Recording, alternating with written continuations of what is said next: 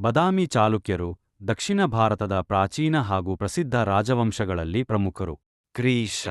6ನೇ ಶತಮಾನದಿಂದ 8ನೇ ಶತಮಾನವರೆಗೆ ಡೆಕ್ಕನ್ ಪ್ರದೇಶವನ್ನು ಆಳಿದ ಈ ವಂಶವನ್ನು ಬದಾಮಿ ಚಾಲುಕ್ಯರು ಎಂದು ಕರೆಯಲಾಗುತ್ತದೆ. ಇವರ ರಾಜಧಾನಿ ಇಂದಿನ ಕರ್ನಾಟಕದ ಬದಾಮಿಯಾಗಿತ್ತು.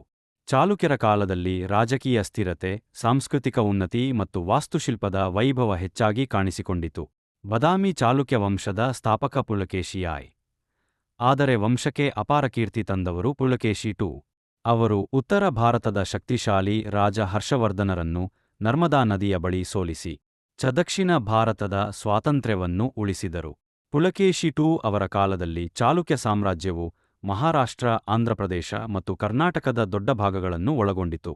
ಬದಾಮಿ ಚಾಲುಕ್ಯರು ಶೈವ, ವೈಷ್ಣವ ಮತ್ತು ಜೈನ ಧರ್ಮಗಳಿಗೆ ಸಮಾನ ಆಶ್ರಯ ನೀಡಿದರು.